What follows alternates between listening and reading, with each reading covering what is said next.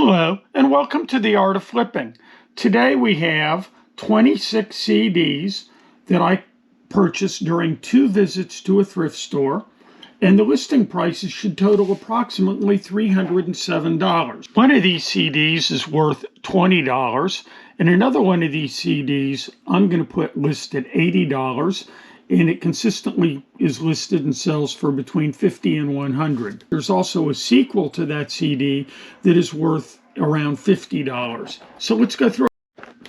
Those of you who have watched this channel before know that I like to deal in media. CDs, DVDs, LPs, cassettes, whatever I can find, quite frankly, that I believe should be safe in the landfill and resold.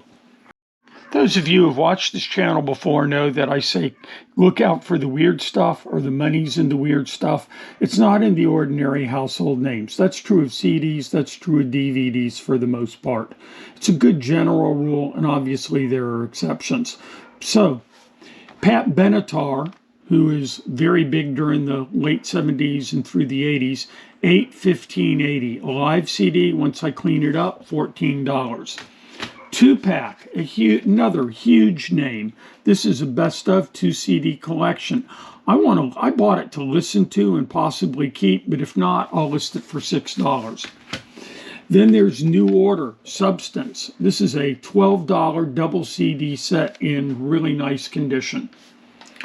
And then finally we have John Mellencamp, formerly known as John Cougar Mellencamp or John Mellencamp.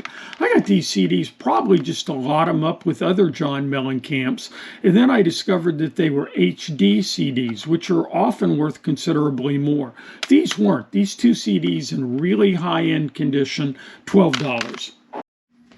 But when thrifting, especially out of town and under time constraints, the name of the game becomes how to quickly exclude what's not worth looking at to dwindle that pile down. So let's play a game. Which one of these, or which 2, or maybe even 3, are the winners in this group? Let's go through it. Closest to me is Living the American Dream by Scott Barbeau. Mr. Barbeau is a musician slash philanthropist in the Chicago area, and this CD was released in 2001. There are no copies anywhere on the web. I haven't dug deep enough into the history to try to comp whether or not there have been any sales. Another one of Mr. Barbeau's LPs from a little later period is listed on the web as existing. I think it's on AllMusic, but I couldn't find a price for that either to begin to establish some comparators. The next CD is Altar by Altar. It's from 2004, and it's another Chicago area artist. Altar is a Christian band, which, given the name, should not surprise anyone. They're predominantly Hispanic, and the sound is quite modern, actually. I put $14 on this because it's Christian. I didn't think that it would bring top dollar, but it's an interesting CD. I listened to it a little bit. Then we have Christopher Lawrence, the Hook recordings, and I put $18 on it. It's in excellent condition. There's a lot of house music or electronica in this lot. And the next one that I want to go through is the Funk Lab, which I put $12 on when I list it, and it is Moving Through Time. The big winner among the remaining CDs, or all the CDs, is DJ Icy, Break to the Dance. This is a release from 1996. I call it release somewhat generously. It's on Genuine Zone Records, which I had never heard of, and it says somewhere, or I've read on the web, this was a limited release. So it's just limited edition CD. So if you look DJ Icy up on the web, he has a lot of releases. This is considered pioneering work. He worked out of Tampa and Orlando in Florida. And this CD just precedes all his commercially successful work. So this one, I would say, is NOL or not on label.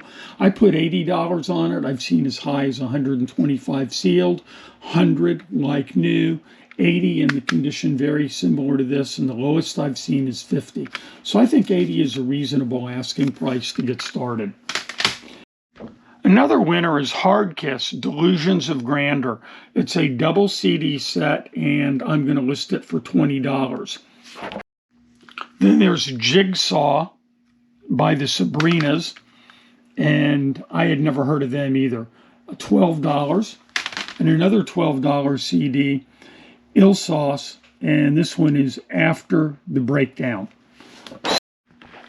The 10 remaining CDs that are for resale are Pearl Jam. This was for a charitable purpose for Kosovo survivors, and it is of Last Kiss and Soldier of Love. This is interesting because Eddie Vedder of Pearl Jam got the idea for covering Last Kiss because he found the 45 in a thrift store. I guess that was back when you could still find good vinyl in a thrift store. I've been gathering up a lot of Cyndi Lauper LPs to sell them as a lot. I'll put about $3 on this one. And then there's 8 CDs that'll get lotted up into 3 different groups. 15 for the mood food, 20 for various San Francisco Groove, Florida Grooves, and another Hard Kiss. And then 12 for DJ John Kelly, 3 CDs by him. So to recap, on the first day I found $202 worth of CDs. On the second day I found 110, which $80 of that's all driven by one CD. That's a total of about $302 or $307 on the math. There's 26 CDs. I've whittled that down to 18 items by grouping them. So the average value of the CDs was $11.80, but the average value of an item becomes a more efficient $17.05. If all of, hypothetically speaking, and making the ridiculous assumption that all of these CDs that I've shown you today listed and sold for $307, then $67 would be the fees to eBay. I'd leave $240 profit. We all know that's not going to happen, but just hypothetically to look at it, if half of them sold, that'd be $115 profit, which is probably more realistic within a reasonable time period.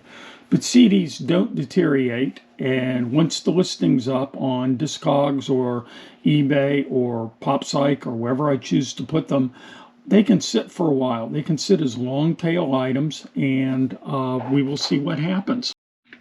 Thank you very much for watching this video, and if you'd like to see more videos like it, here's some suggestions.